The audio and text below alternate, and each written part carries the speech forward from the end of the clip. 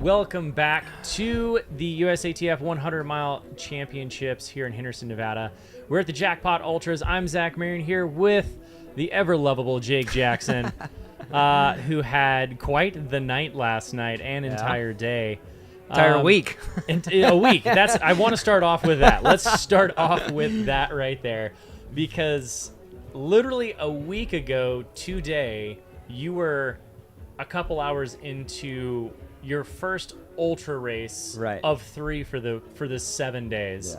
6 days. Technically 6 days. Right. You started the Black Canyon 100K. The next day, you followed that up with a Black Canyon 60K, which together that's going to be 100 miles. Right. That's the 100-mile challenge out there. And then just 5 days later, you showed up to the start line here at Jackpot Ultras for another 100-miler. Tell me what possesses a man to do that. I don't know. My wife says all the time, like, I'm crazy. But I think the ultra running community, like, you just see cool stuff and you want to, like, see what you can do, if you can do some of those cool things too. So, I mean, Jackpot was not something I had on my radar at all this year. I knew that it was going to be opposite weekends, so I kind of had to pick one. So I picked Black Canyon because I figured it'd be better prep for what I have going on with Cocodona later on. And I don't know how I ended up here, to tell you the truth. You woke up in the morning and you were at a start line and just things happened. Yeah. That's all great stories start that way. Yeah. So let's talk about this. Was this more of a training day leading into Cocodona? You mentioned you have Cocodona coming down the line, and that's obviously a big focus. 250 miles is a big undertaking. You want to be as prepared as possible. So I imagine that you used these 3 races as training for that. How did that play out for you, and how do you feel about moving forward into Cocodona with these days in your legs? Yeah, I think I started this year kind of with the idea of doing things way out of my comfort zone. I've done fairly well at the 24-hour stuff. I'm pretty confident that I can get through 100 miles on any course. And so when I signed up for Cocodona, I wanted to see what I could do leading up to that to kind of test myself. And that's what the Black Canyon Double came from. I've never done something back-to-back like that for that long. So that was kind of just the kickoff to getting ready for Cocodona. Packet pickup, I ran into Bryce Brooks, who was the RD for this race. And I was like, you know what, dude, I'm on vacation this week. And Jackpot's on Friday. If I'm feeling good, maybe I can come out and run it and do like a double. And he was like, yeah, just let me know. And so he was able to give me a last minute entry. And after the 100K, I came on the live stream. I was telling Chris and AJ, I was like, I am not doing Jackpot. There is no way I'm doing that race. Woke up for the 60K, finished it, and felt really good, which I was really surprised. Just little minor aches and pains. Went home, took a couple days of just doing some recovery runs. My wife was surprisingly on board with me doing it. She's like, we don't have nothing going on. She was vocal in the chat night long, man. I'm blaming her for letting me do it. It was her fault. You let him get away with doing dumb things. And so, Thursday before the race, I reached out to Bryce, and I was like, dude, I think I'm going to come out and do it. And so, here we are. Well, you had a pretty dang good day for already having 100 miles in your legs the weekend before. Most people don't peak out at 100 miles a week. And here you are doing racing 200 miles literally within a week. Did you get any shakeout runs in between? Did you loosen things up? Yeah, I had a couple just 5 milers. Went out with my wife for her training runs. Just took it nice and easy. No big pressure. And I usually do that after big efforts. And just coming out here, I came out really with the intention of just working on the mental side of ultra running, and it was great. Mentally I was strong all throughout the race. My paces were pretty consistent. So I thought I kind of defayed at the end. I had some tendon problems leading the tendon that runs down in the top of your foot. That started to ache a little bit, and I just dialed it back some, started walking a bit more just to kind of make sure that I wasn't going to be out from training after this was over. Right. So, yeah, and I mean, that happened about 75 miles in, and I was pretty happy with just being able to walk it in. I had gone into the race thinking probably 17, 18-hour range, and had I not had the tendon issue, I probably would have been closer to 15 because I was rolling pretty good for a while. But yeah, I'm really happy with how everything turned out. I'm walking around pretty normal today. Yeah. So just happy with the whole experience. Some good active recovery out there. Saw you dipping under the line as Yeah. we came in here. There's a little oof behind it. Yeah. So how do you, I mean, you're no stranger to doing these big feats and having some kind of quirky training. How do you recover from something like this? How do you imagine the next like couple weeks going for you? Just easy running the next, especially this week. It's kind of cool. My wife, she's an ultra runner herself, so we'll be able to go out and get some just easy miles hiking around in our local trails. I try to focus on, especially the days leading after the race, I try to go really low carb. It's kind of a Jeff Browning staple that he's done that I've learned from doing hundreds last year.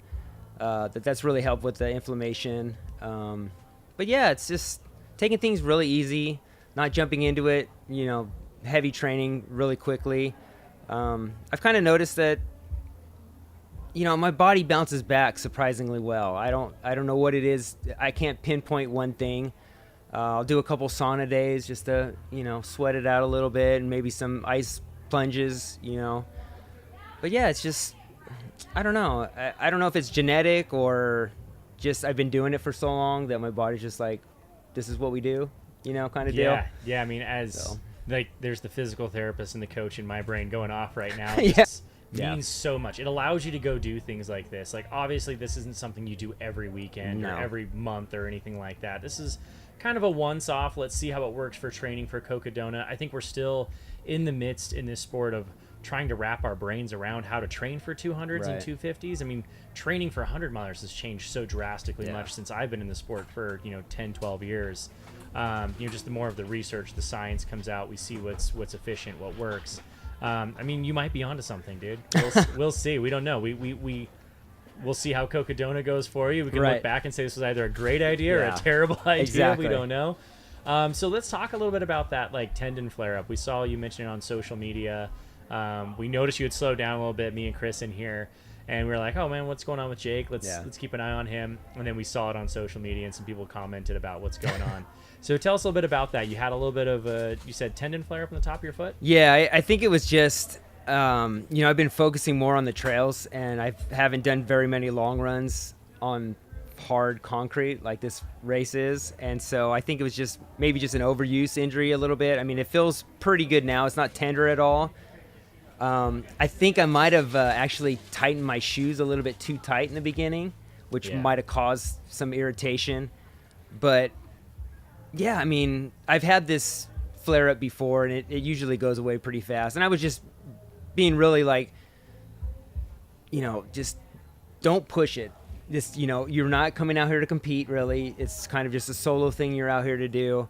So I was just being really cautious, and I think it was the uphill, the gradual uphills that were kind of flaring it up. So I was just walking those and then running the downhill sections and the flat sections. So yeah, I think I did a pretty good job of just mitigating the pain and just focused on getting the finish and hopefully getting back into training as soon as I could. So yeah, it was kind of one of those like stress yourself enough, but also mitigate damage as much as possible so you can get back to even more training. Yeah. And you get to a point in these long races where you're just like, I want to be done. And walking is not going to get me there much faster. So the faster you go, the sooner it ends. Right. There's definitely that aspect to it. Very different mindset compared to the 48-hour guys and gals who are out here. Like the finish line ain't going anywhere. No. It's a time, right?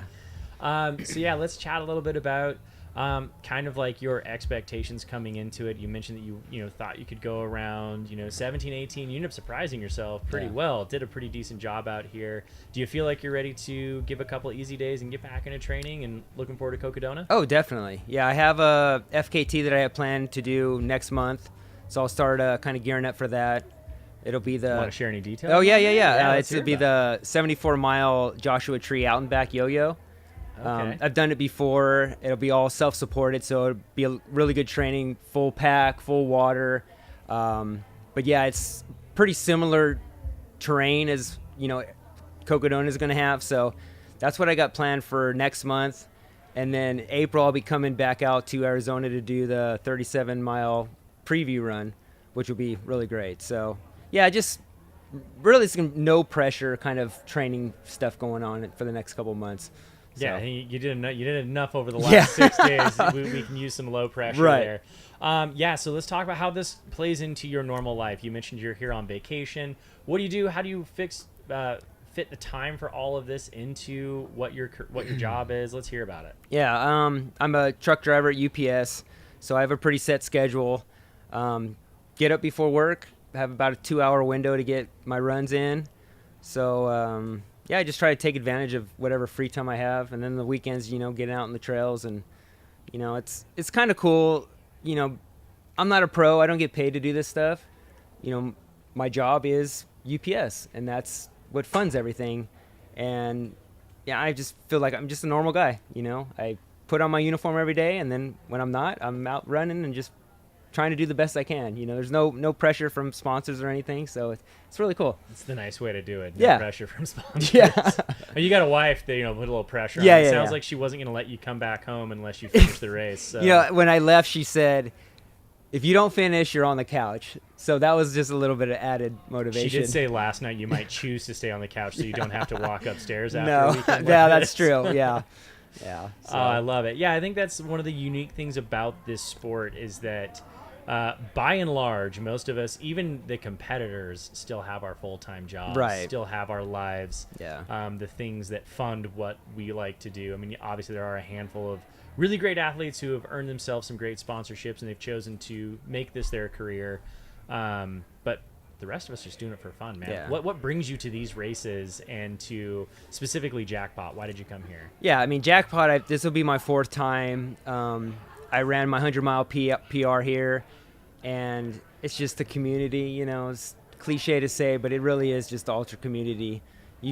I got to meet so many people that I follow on Instagram for the first time, got to run a lot of miles with them. Seeing someone like Raj come back, he had a really hard time a few years ago. He dropped out and just absolutely crushed it.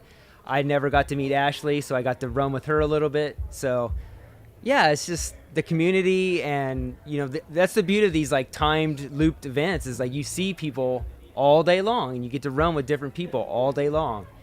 So, yeah, I don't know. I love it. I Not a wouldn't lot miss of it. that no man's land out Yeah. there. There's always somebody around Right. you to And I spend mean, some time with. you got the guys in their 80s that are just out here walking, and it's just Oh. so motivational to see We're people keeping like on that. I that. don't know if you've noticed this. There were 7 octogenarians, 7 Okay. 80 plus. One of them 85, which puts him in the category of going for the record. Oh, wow. For 100 miles. Wow. For that age group. Yeah. And all 7 are still going and still pushing That's through. awesome. Not a single attrition from our 80-year-olds, which Yeah. is phenomenal. Something to strive for sure. Right. Yeah. And when we, give us a 30, 40 years, and man, we're gonna be Yeah. right there with them. Yeah. The first 80-year-old to do the double. That's what I'm saying right here. You're gonna do that, aren't you? Yeah, I mean, I may be the only one to ever do this double. I mean, I hope you guys keep doing the Black Canyon double. That's a pretty cool challenge, but yeah, it's fun. Yeah, it's good, man. Well, what brings you to these races? What words of inspiration, motivation, or advice do you have for those who are getting into it? Yeah, I mean, I think people just see a number and they just get so overwhelmed and they just couldn't fathom. I mean, I was guilty of it too when I very first started running. I did, your typical half marathon marathons. And then you start seeing, 100 mile and you're just like, how do people go that far? And, I think people just tend to limit themselves in what they're capable of, and you're never, doing this whole week of running, I would have never thought I could do it, but if you have that desire to see what you're capable of and not to be afraid of failing, you just got to scratch that itch sometimes. And Yeah, I mean, my livelihood doesn't depend on me finishing any of these, but We Yeah. choose to do this, Right. right? We choose to show up just to see what we can do. right. And I love it. People love you. You're a beloved figure of the sport. You got a lot of love in the chat last night. For those who are That's listening awesome. who don't follow you, where can we follow your adventures? You're pretty active on social media. Where do we find you at? Yeah, I'm mostly on Instagram at Ultra Jake Jackson, so that's usually the easiest way to get a hold of me. Yeah, And man. I love all the DMs. I mean, I have truck drivers and people at all across the U.S. that work at UPS that are like hitting me up about, oh, I'm doing my first Ultra. Give me some tips. It's like it's pretty amazing. Nico Teller, he's a package car delivery guy out in Philadelphia, I believe. We got to take the bus ride to the start for the 100K. Never met the guy, and it was just like we're two UPS workers connecting, doing something completely different than our jobs, and it's just amazing getting to meet people like that. Yeah, sitting around the water cooler on Monday Yeah. morning. No one knows what you've gone through on the Right. weekend. That's so rad. Yeah. Well, Jake, thank you so much for having a chat with us. So many people appreciate you. Ladies and gentlemen, if you don't follow him, go follow him. He's got a great presence on social media, and he's a lot of fun to watch and listen to. I mean, even last night, you were updating your Instagram. Yeah. So follow this Trying to kill guy. some time. You're going to get some live updates on whatever course he's on. I can promise you that. Thanks for joining us. Good luck getting to Cocodona. Hope the FKT goes well, and we'll see. Thanks. We'll definitely see you out at Cocodona then. Yeah. Well, thanks for putting on a great race. The live stream just brings so much, visibility to what we're doing out here. So we all really appreciate it. All right. Thanks. We love it. Yeah.